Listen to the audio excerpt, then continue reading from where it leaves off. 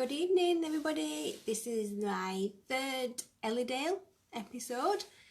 Apologise, it's a bit late. I didn't realise what time it was, and the kids are in bed now, so I might have to keep it down a bit because I don't want to wake them up. Sorry about that, Mayor's state. I've just got out of the shower and I hadn't dried it, so. Right, this one I'd like to talk to you about a hobby that I have, which I haven't done for a long time, probably 2 or 3 years, and I should really pick it back up again. Hello, Bev. Hello, are you alright?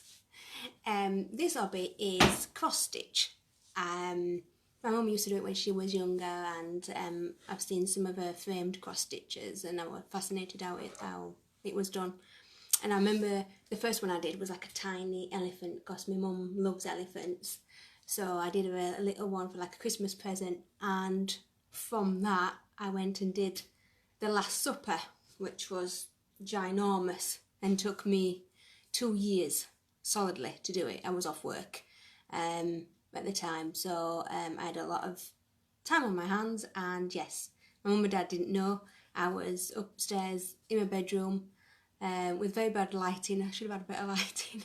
And every time I could hear mum and dad coming upstairs, I'd like shove it under my bed. And my dad were like convinced that I were doing drugs or something in there.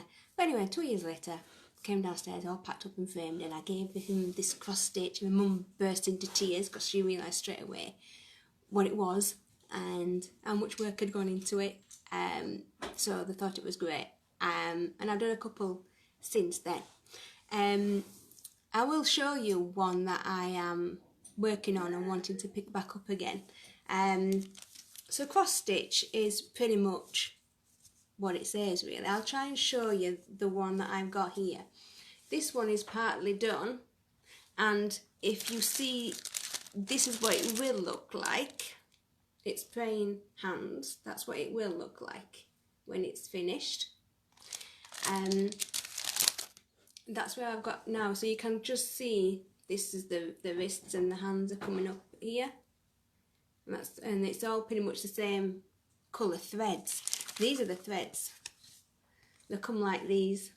So you have different symbols for different thread colours, and you put them on here all here. Now this is a lot because you actually have to only have 2 threads.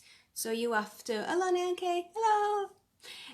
You have to just split these up into tiny 2 threads, so there's a lot of thread there. So I'm just going to go through and say what I do for these cross stitches, and I should really pick it back up again. So yes, you get this in a packet, and it shows you the Ada cloth, which is this cloth here, and it will tell you what the count is. Now this one is 18 count. So that means that there is 18 cross stitches in a square inch. So a 14 count would mean 14, which is the cross stitches are larger, easier to see. So the Last Supper one was 14 count, and this one is 18 count. So the smaller the cross stitches, obviously the more detailed that it shows up. So I try and stick to 14 and 18 count because you do get a better picture when it's done. They take a long time and you need a lot of patience. Hello, Claire.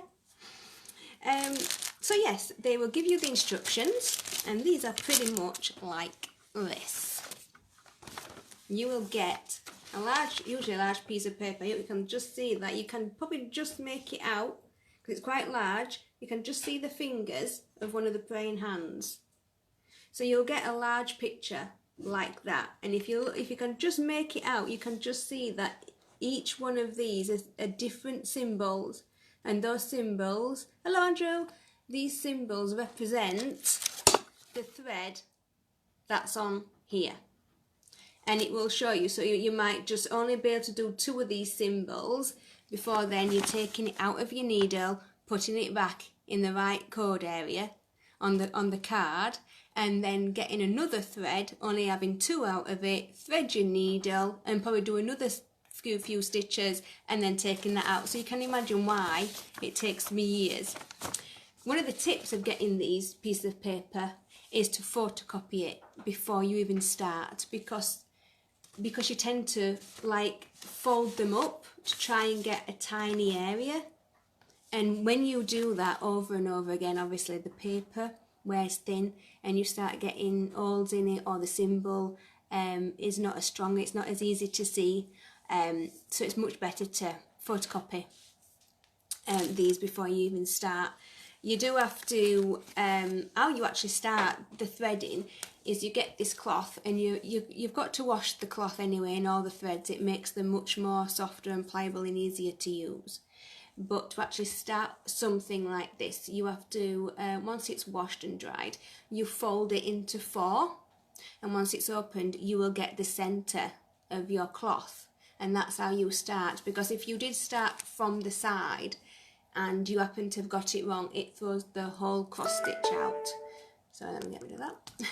So yes, folding it in 4 will get you your centre, and then you work out from the centre. So then obviously you've got to look at all these. There might be about five of these pages in the packet. You then have to find the centre of the centre page and then work out from that. So once you've got going, it's not so bad. And just, I've got my trusty note, you know, the notebook that I've mentioned in other videos. I've got this here because I need to make notes, so I don't ramble on. I'm trying not to ramble on. So yes, I've got the cloth, and you've got your symbols, and it's got your thread, and it tells you what colours you want. Another tip is to have a daylight bulb. Because of these being like a flesh colour, if you get like a yellow bulb, they can make it hard to tell the difference between the threads. It's just makes it easier if it is daylight and then there's no shading going on when you're choosing your threads. It just makes it easier on your eyes, really. And since my optician says I'm also going blind, it helps. So yes, daylight bulb. And then I can try and show you one now. Look, I'll apologise because I might not be able to do this. I have not picked this up for, I don't know, 3 years. So I'm going to try and move you down. Bear with me. I'm going to try and move you down and see if I can try and do just one stitch. You might not be able to see it, but if you look closely, really close, you can just make out that each one of these tiny things here, there might be a group of 20 stitches there. This is how small they are. So this Ada has got tiny, tiny holes in, and you pretty much do a cross stitch. So you go up in one side, and then you go down the other diagonal, and then up again and back down again. Takes a long time and a lot of patience, and I have swore quite a lot doing this, but then it's so relaxing at the same time, and the end product is just amazing when people see it and they realise what work's involved. So you choose which way. You might start from the top right hand corner and go down, and then go to the top left and go down, and that'll be your stitch. If you choose to do it that way, it's then best to keep that routine and do all the stitches all that same way, because when it's finished, when it catches the light and things, it just helps with the picture, helps with the shading, makes it look better than it would be if you ended with your top stitch that way and then the next cross stitch add a stitch that way over the top. It just makes it easy if they're all facing the same way. So that's something else to think about. So you do have to get into a routine of doing the stitch same time over and over again.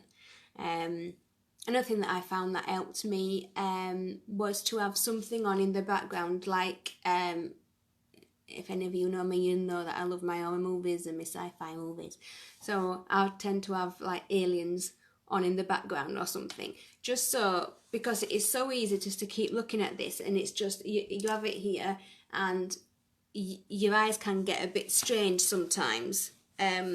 So I tend to have something on like the television, or just sit in front of the window or something, just to keep looking up and stretching your eyes and exercising your eyes, and then going back and focusing on it again, because you do have to focus a lot. It is the colours and and the Ada, it just seems to like blur into one after quite a while. But I can sit and probably do it 2 to 3 hours, and then you do need a break from it.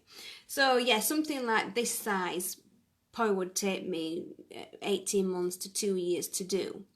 But it's very relaxing, and it can calm me down once if I'm being busy at work or had a bad day or something. I can just stick a film on and do a few stitches and then leave it and not pick it up again for a couple of months. You do need to be in the mood for it, because obviously it's like anything else. If it's a hobby and then you find that you're doing it just for the sake of it, it's not fun anymore, and then you do stop doing it. So yeah, it's another thing as well is, like I'm trying to show you some of these symbols, you might have like 10 triangles all in one row, so you're really wanting to like do all 10 and then try and do a few more, but you can only go say about 9 cross stitches across at a time, because it changes the back, you see, because I'll try and show you. Can you see the back? It should be a lot really tidier than that, but I tend to, hello Natalie, I tend to do more stitches across than I actually should do, and it sometimes can mess the back up a little bit. It's nothing major important, it's just something to be aware of, that's all. But once you get a colour in your thread, in your needle, you just tend to want to just do that. But I've learnt from my mistakes from doing that, because I will have one colour in and I'm like, right, that's it, I'm going to do like half of this page just on that colour, and then you'll get another colour in your needle and you find that the last colour that you did, you might be a square out, and then you have to undo probably about 30 stitches because they don't match up with the other thread that should be at the side of it, and it's not, it's out by one. Oh, you can imagine my swear words? Yeah. But honestly, it is fun. Trust me, it's fun. So, yes, that is a cross stitch. Now, I would like to show you the ones that I've got here. Like I say, I did the Last Supper for my mum and dad. So hopefully, I'll tag them in this video after it's done, and hopefully they'll attach a picture of that one. I did a lion and a lioness laying in some long grass a long time ago, and Anna loves lions, so I gave it to her for her birthday. And then I haven't actually kept my cross stitches for myself. I tend to give them away, so I've got a couple more here, and I'd like to show them to you. They are religious again. I'm non-practicing Catholic, and it is these kind of cross stitches that like make me feel calm and more comfortable with them. That's just my choice. So I will show you these. I'm going to try and bring them over, so just bear with me a second, and then I'll bring them round. Right, let's have a look. Right then, I'm back. These have to be shown quite a fair way so you can get the actual picture of it. So this one is just simply a off-white thread on a black Ada, 14 count, so 14 cross stitches per inch, and it's just, you can just see it's like a more like abstract, so there's quite a lot of gaps in the black Ada where there are no white stitches at all, and then the odd ones. So when you're doing it, it doesn't really make much sense to you until it's finished and you look away. Then that's when you can see Jesus with the thorn on his head and the staff, and that's what that one is. It's just simply one colour.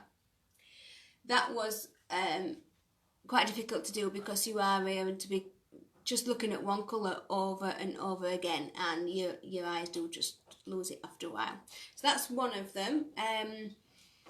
This one and another one that I'm about to show you, they just haven't seen the light of day really. I keep meaning to get them framed. I'll show you the other one in a moment, but I tend to get them framed, and what you can do is, hello Guy, hello Steve, What you can get done is hello Tim. You can get them.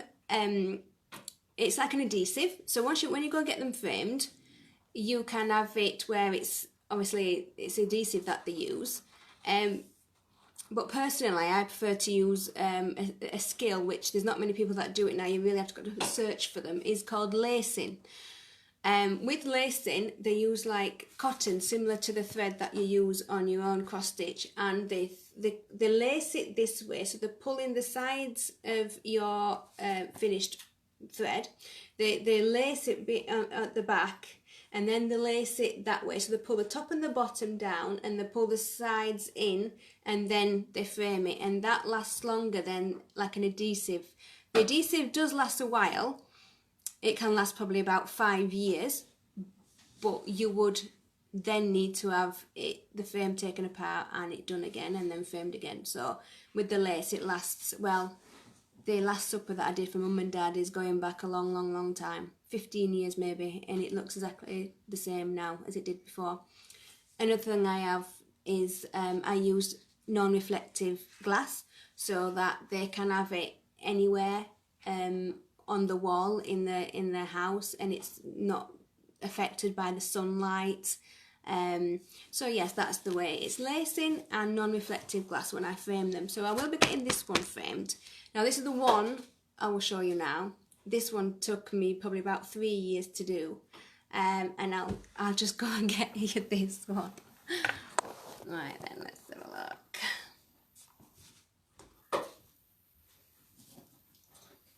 Right then, I hope you can see this one.